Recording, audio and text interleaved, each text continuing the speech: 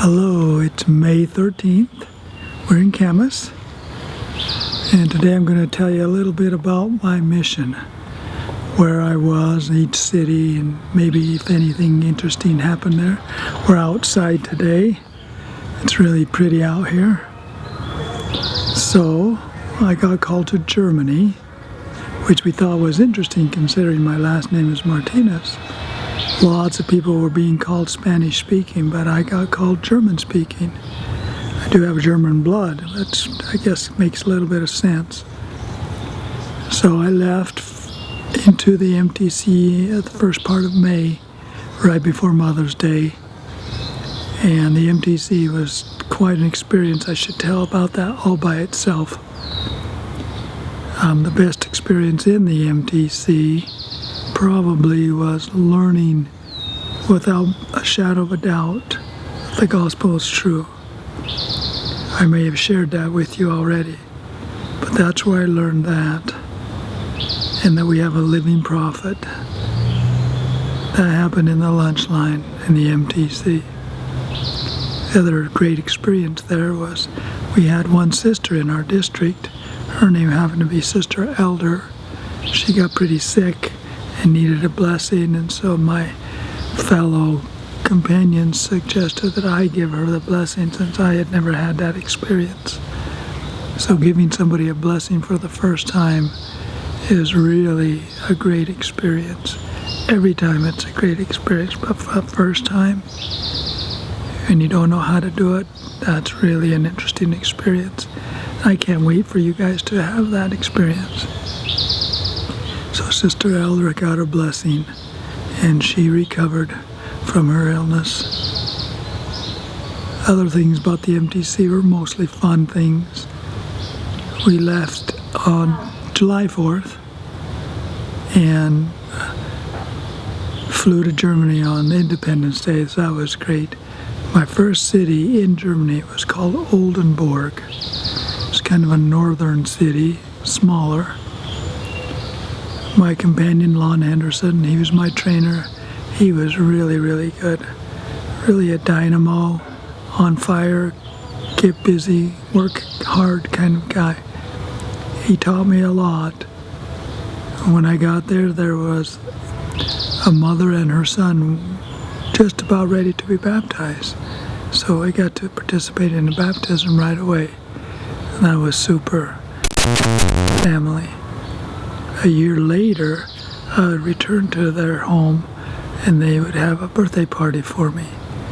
So I became close to the Finca family. I learned a lot about missionary work in Oldenburg. My next companion came. He was a district leader as well, Doniel Thornton. He viewed things differently than my first companion, but we worked through that. And then I got transferred to Braunschweig. That's a little bit more central Germany. Braunschweig, my companion, was native speaker. He grew up in the U.S., but he grew up speaking German. So his German was really, really good. Mine was actually better. He didn't like that. He didn't like me correcting his German grammar, but I would once in a while, and it improved his skill. But he was really there on vacation. Being in Germany was a big vacation for him. That was hard for me because I had worked so hard and saved so diligently to be a missionary, not a tourist. But eventually we got a lot of work done. And then I got transferred from Braunschweig to Berlin. But before I got transferred, there was one night in Braunschweig I just needed to know what is expected of me. I needed an answer. I wanted to bind Heavenly Father to give me an answer. And so I did that. I may have shared this experience. All these birds are really chattering right now, but that experience in Braunschweig really helped me because I was bound and determined not to get off my knees until I had an answer. And I got an answer. The answer was Halte meine Gebote. You might want to look that up. Halte meine Gebote. That's what he expected of me. That was a great answer at the time. So after that, I soon got transferred into Berlin. It was the worst winter they had had in a long time. The snow was 4 feet deep on the level. And so with everybody walking their dogs and stuff, it was really filthy to walk down a narrow path on a sidewalk and have the sides be all yellow and poop along the side of the path, and you had to try to walk through that. That's what we had to do in Berlin. We had a crappy apartment that we could afford and no bikes. We had to go by subway, which was okay. Bus and subway were really well established in Berlin. The greatest experience I had in Berlin, besides meeting my first companion, was sitting on the back row one day in church and feeling a strong arm around me, hugging me. There was nobody there, but a reassuring arm of love, support that I was doing the right thing, that I was keeping the commandments. That was a beautiful moment. The back row of the chapel in Berlin, and the best moment in Berlin. Berlin's a pretty dirty city. A guy pulled a gun on us in Berlin. My companion had the knack. People tried to hurt him, they died. And this guy that pulled a gun on us died. We ended up living in an apartment of a guy who had tried to beat my companion with a broom. He died. We ended up moving into his apartment. It was a better apartment. Still not good, but better.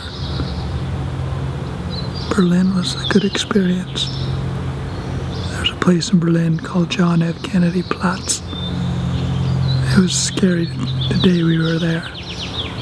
All of a sudden, all kinds of riot police started storming that place while we were there. We thought there was going to be some kind of riot between the neo-Nazis and the riot police, so we got out. And we got out just in time. From Berlin, I got transferred up into a little country town called... Oh, sorry.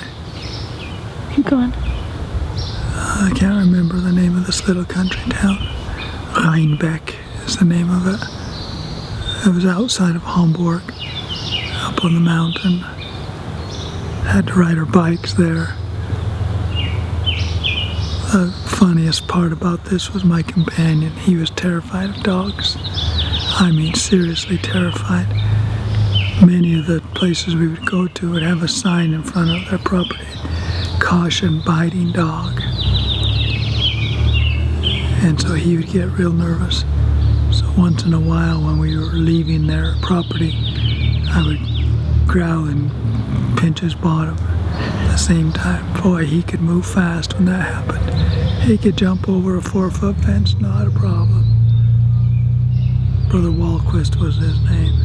He had a good sense of humor to deal with me doing that to him when he was so afraid of dogs. Also found out in Rheinbeck I was so allergic to sheep, to mutton. The people we were renting from, she was a member.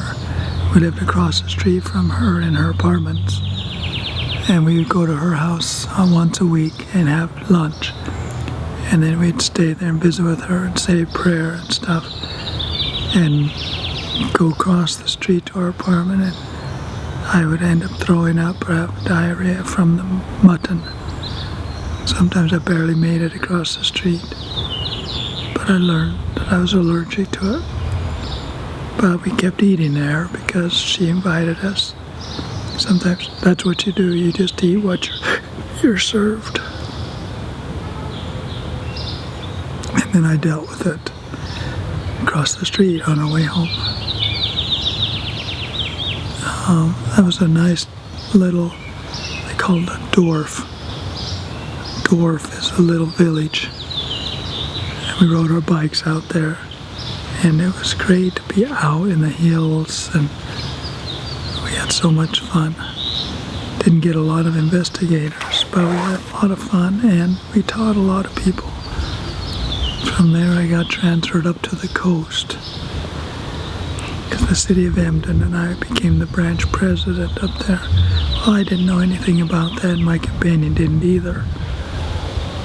But he said, "You're the branch president," so I had to learn that week what that meant. That was hard. So we were in charge of sacrament meetings, and we were in charge of the ward statistics and everything. The mission president had wanted us to track down the people that were members who didn't want to be on the member rolls anymore. I couldn't do that. I was there to find people to put onto the roll, not to get them off. We did track them down, but we never had to meet with them to get them off.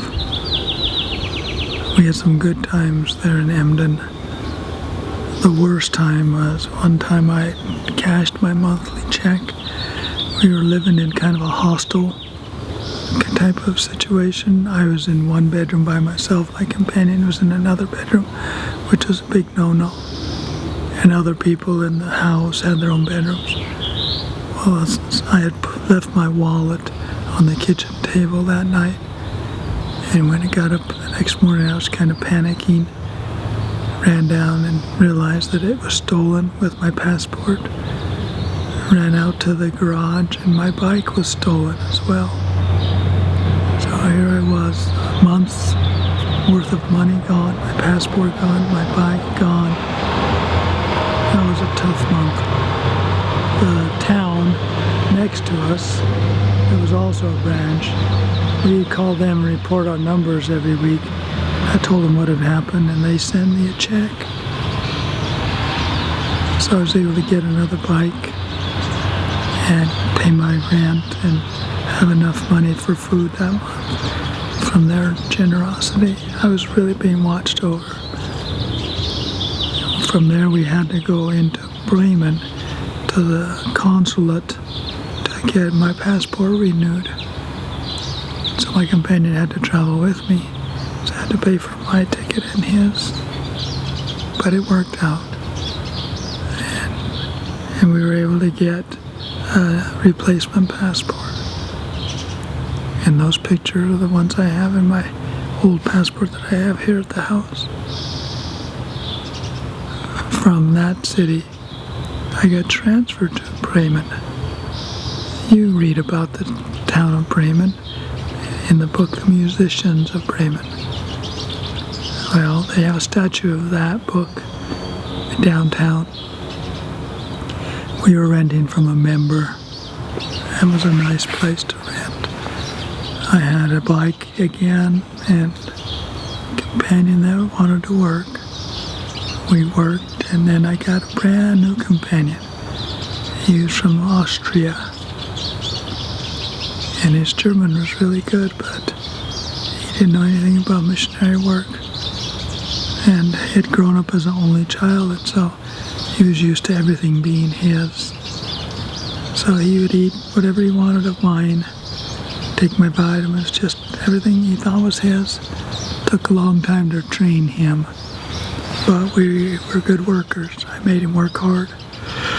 And we had two sisters that were taking a discussion, and one of them was getting close to be baptized. I got transferred from there up to Hamburg, and the missionary that took my spot, he ended up baptizing that sister, which I guess was okay. But up in Hamburg, a girl was after him, so I took his spot and he took mine. And I got another good companion up in Hamburg. We worked hard. I had a crappy bike, but it was okay.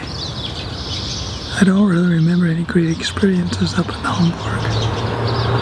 that time, other than working hard and then getting ready to go home. They had moved me to Hamburg not only to replace that missionary who was having girl problems, but to get me closer to Hamburg, where the mission home was, because I would be leaving. So that was my last city. And I went into the mission home, and we had our big get-together and farewell discussion, and that was amazing to see the change that had happened by serving and loving those people. You'll get that experience. Learn to love the people. That's the best thing you'll ever experience on your mission. And once you love them, you can really teach them. I hope you get these experiences.